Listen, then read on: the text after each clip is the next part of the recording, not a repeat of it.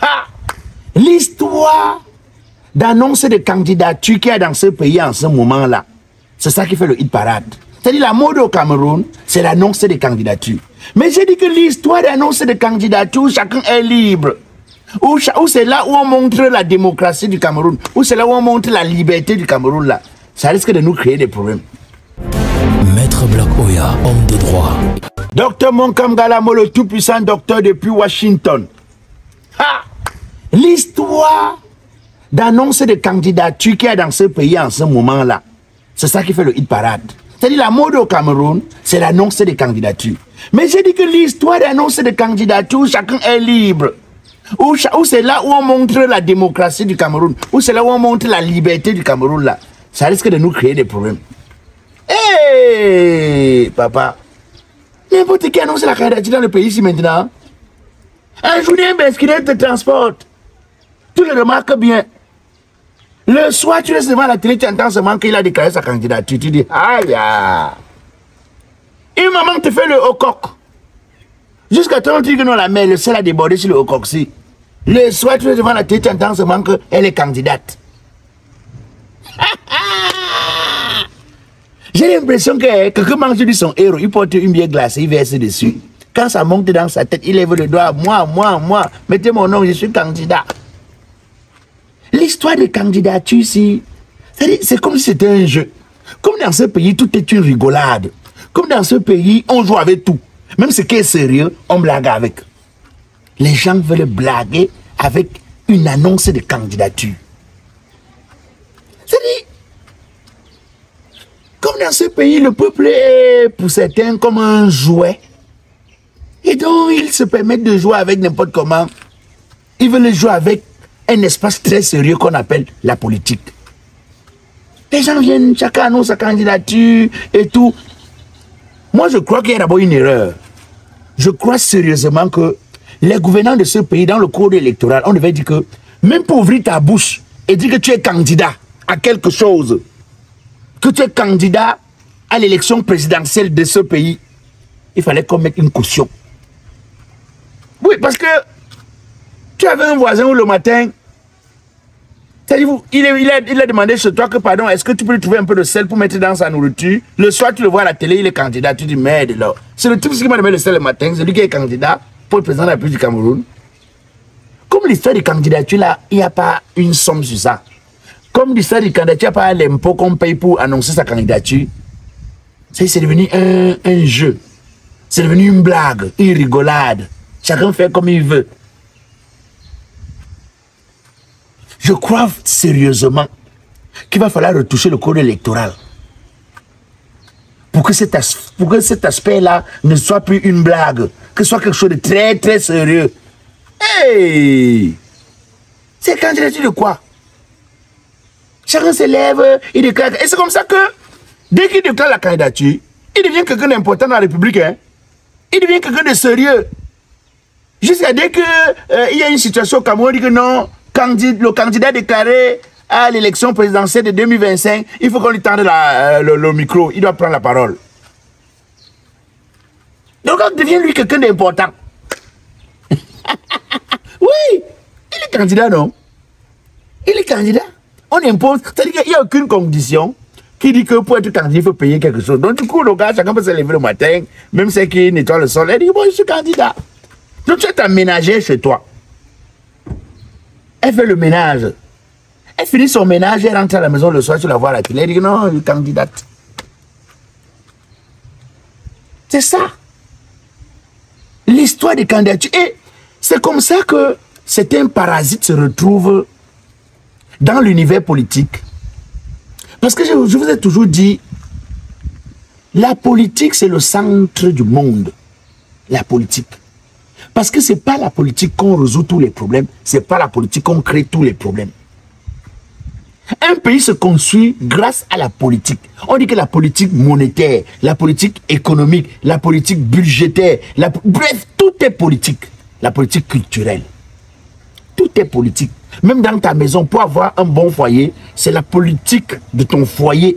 Si tu ne mets pas une bonne politique pour la gestion de ton foyer, tu vas avoir des problèmes. La politique, ce n'est pas un espace où les gens doivent venir jouer. Dès que le gars déclare sa candidature, non. On vient autant le micro.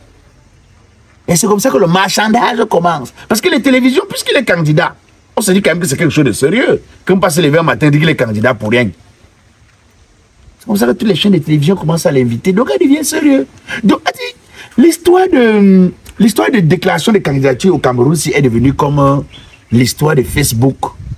Où il suffit seulement que tu aies un téléphone Android, tu as ta connexion de 100 francs, tu ouvres ta page. Oh là, c'est parti. Tu deviens un influenceur. C'est exactement comme ça. C'est-à-dire, dès que tu as pris sur toi d'appeler 3 ou 4 journalistes de dire à partir d'aujourd'hui, tu n'as même pas besoin d'appeler les journalistes, même sur ton compte Facebook, tu dis à partir d'aujourd'hui, moi tel, je déclare ma candidature, je serai candidat à l'élection présidentielle 2025, ça va. On commence à t'inviter à la télé, on commence à prendre ton avis sur les sujets du pays. Oh, aïe, aïe, aïe. Moi, j'avais déjà expliqué, j'étais allé plus loin pour dire que même parmi ceux qui arrivent à payer les 30 millions de caution pour être candidat à l'élection présidentielle dans ce pays, il y a des fouteurs de troubles. Ça veut dire qu'il y a des fouteurs de troubles parmi ces gars-là. Parce que vous avez des gens qui viennent chaque année, qui sont candidats à l'élection présidentielle, à chaque élection présidentielle dans ce pays. Hein. Mais c'est des gens qui n'ont jamais traversé la barre de 0,00000,1. C'est-à-dire qu'ils n'ont même pas 1% de l'électorat camerounais. C'est-à-dire que chaque fois qu'ils passent à l'élection, ils ne parviennent pas à avoir 1%. Mais ils sont toujours candidats. Tu as envie de te poser la question. Où est-ce qu'ils prennent l'argent de la caution là? Quand je parle de troubles faits, vous ne me comprenez pas. Tu as comme l'impression que dans ce pays, il y a des gens à qui on donne l'argent pour dire dès qu'on déclare, allez-y, mettez votre candidature. Parce qu'en mettant votre candidature, vous créez davantage plus d'incertitudes dans le camp de l'opposition. Vous diminuez davantage le vote de l'opposition. Vous créez plus de troubles dans le camp de l'opposition. Sinon, dites-moi, comment un candidat qui a participé à l'élection présidentielle 2 ou 3 fois, qui n'a pas pu avoir 1%, peut toujours revenir chaque année déposer 30 millions, il prend ça où? Vous avez des gens qui mettent la candidature dans le pays ici là. Mais quand on dit que campagne, le gars il te fait Douala, Bafoussam, Yaoundé. C'est-à-dire que sa campagne c'est vraiment... Tu as envie de te demander, mais le type ici là, c'est quoi? Qu'est-ce qui lui arrive? Il savait où il partait, où il croyait qu'il partait à envoyer bébé. Parce qu'il dit candidature jusqu'à aller verser 30 millions, dit qu'il a aussi peut-être un 500 millions de côté pour sillonner, parce que pour être président de la République du Cameroun quand même, il faut faire les 10 régions. Donc vous avez des candidats qui n'arrivent même pas à faire 3 régions pour l'élection présidentielle. Mais chaque année, là, c'est 30 millions pour mettre sa caution afin d'être candidat. Et tu as envie de te poser la question, qui lui donne l'argent là? Que vient-il faire? A-t-il l'intention véritablement de prendre le pouvoir, ou alors c'est une cause? Quelle cause c'est-il? C'est pourquoi je dis que l'histoire des candidats, parce que quelqu'un a déclaré que je suis candidat qu'il faut qu'on lui accorde une certaine importance. Non, non, non. C'est pas parce que quelqu'un a payé 30 millions de caution qu'il faut qu'on lui accorde un respect qui ne... Non, non, non. Si c'était moi, c'est-à-dire que si j'étais parmi ceux qui faisaient les lois de ce pays, j'allais dire que quand tu n'atteins pas un certain pourcentage à une élection, c'est-à-dire que tu passes à l'élection présidentielle, par exemple de 2025, si tu n'as pas un minimum en termes de pourcentage d'élection, on t'interdit de participer encore au moins à 5 élections présidentielles. Au moins. Parce qu'on ne veut pas les gens qui vont venir troubler l'espace politique. On veut pas les gens qui vont venir faire du trop plein. Tu te retrouves souvent, on dit que non, il y a 10 candidats qui passent à une élection. 10 candidats, donc toi-même quand tu regardes comme ça, tu sais que non, ici là, en réalité, c'est 3 candidats. Mais nous avons 10 parce qu'il y a des troubles faits. Nous avons 10 parce qu'il y a des gens qu'on a envoyés pour nuire, pour déranger, pour éloigner, pour troubler l'opposition, pour disperser les voix de l'opposition, pour pour éparpiller les possibilités de l'opposition. Donc moi, si j'étais membre, si j'étais parmi ceux qui font les lois de ce pays, j'allais dire que si tu pars à une élection, non seulement on va pas te rembourser ton argent parce que tu vas atteindre tel quota, mais en même temps, tu seras interdit de participer encore à une élection présidentielle pendant un bon nombre de temps.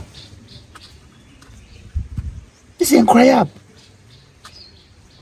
C'est-à-dire, vous avez les partis politiques ici qui n'ont même pas une assise régionale. Hein. Je parle de régional. C'est les partis politiques où, sur le plateau, vous allez voir tout le temps, c'est la même personne qui vient parler. Donc, le fondateur du parti, c'est lui seul qui représente son parti. C'est lui seul. Tu as même l'impression que c'est le seul militant du parti. Peut-être avec sa famille. Mais chaque année, il a l'argent pour mettre 30 millions. Il prend ça où? Quelqu'un qui est incapable, même seulement d'asseoir son parti dans la région, dans une région, comment peut-il faire pour devenir président de la République? Quand il participe à une élection présidentielle, il recherche quoi?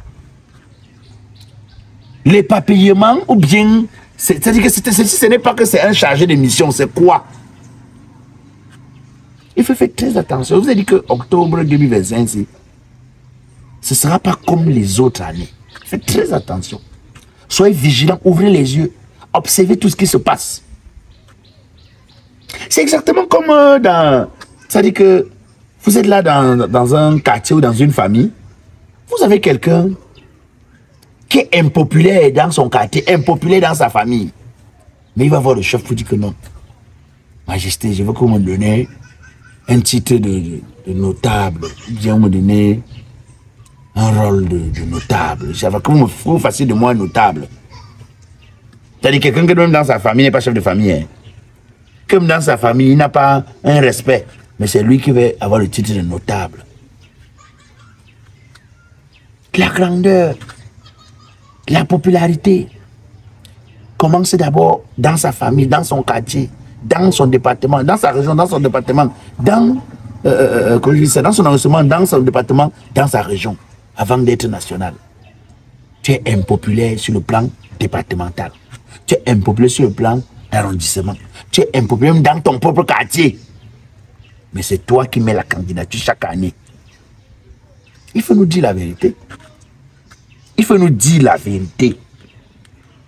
C'est quoi cette histoire de déclaration de candidature où tout le monde déclare?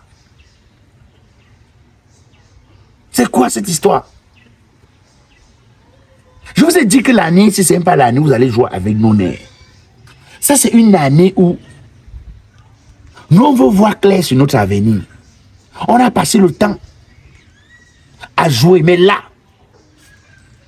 on passe aux choses sérieuses.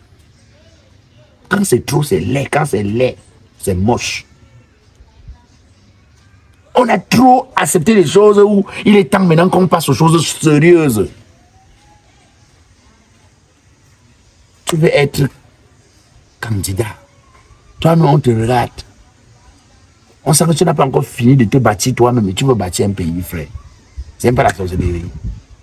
Pourquoi vous voulez jouer comme ça? Et les journalistes aussi vous tendent le micro. Jusqu'à tu entends seulement, on dit au journal que concernant tel sujet, le candidat tel a dit que, hein, il a dit que lui-même c'est qui? Donc là, dès que je me lève maintenant, là, je m'en vais, là, je dis que non, je serai candidat. Et puis, on me prend au sérieux. Mais même dans quel pays là où il n'y a pas de discernement, il n'y a rien. C'est-à-dire que vous ne connaissez même pas reconnaître les blagueurs, les comédiens, je ne sais pas. Il y a que les comédiens sont plus sérieux dans ce pays que certains politiciens. En tout cas, comme j'ai l'habitude de dire, doucement, doucement, on n'est pas pressé. C'est un pas après un autre. Je vous ai expliqué que désormais, vous avez la possibilité. Vous avez la chance d'avoir un partenaire fiable. L'histoire où je vois que quand une voiture, la voiture tombe en panne, il a une difficulté à acheter la pièce. Non, vous avez Pélican qui vous accompagne désormais. Pélican est basé au Cameroun et en Allemagne. C'est-à-dire que vous voulez acheter n'importe quelle pièce, Pélican se charge d'acheter la pièce et d'acheminer la pièce au Cameroun. Vous voulez un véhicule pour aller sur la page Facebook de Pélican. Vous allez avoir, c'est-à-dire que la page Facebook de Pélican. Vous allez avoir les voitures qui sont publiées là-bas, les voitures disponibles. Vous pouvez aussi faire un autre choix. Écrire et proposer la voiture que vous souhaitez acheter. Pélican se charge d'acheter la voiture, si possible de l'acheminer ici, avant que vous ne payiez. Vous ne perdez rien à prendre les renseignements.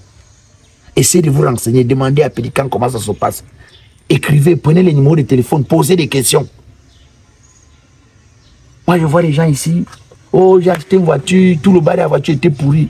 Ça dit, qui t'a aidé?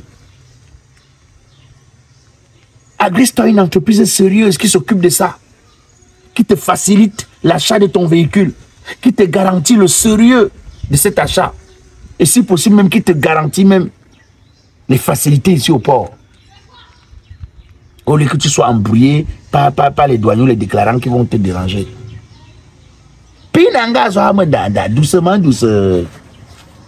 Voilà, Kinshasa, Pointe-Noire, Bamako, Conakry, c'est désormais possible grâce à Eral. Le meilleur dans la logistique de recevoir tes marchandises, tes voitures, tes effets personnels ou tes colis de l'Europe vers l'Afrique comme de l'Afrique vers l'Europe. Désormais, en 21 jours, la société Eral du groupe Gespro, située en Belgique, effectue aussi des groupages des produits alimentaires dans les conteneurs secs et surgelés du Cameroun vers l'Europe. Eral vous propose également le stockage sec au dépôt de Bruxelles et surgelé dans nos chambres froides. Pour tout renseignement, appelez-nous ou nous écrire sur WhatsApp au numéro de téléphone 00324 85 76 87 84 ou le plus 346 64 71 67 80 237 674 67 81 54 ou encore le 237 691 60 19 57. Vous pouvez également nous contacter par mail à l'adresse contact@eral.gs.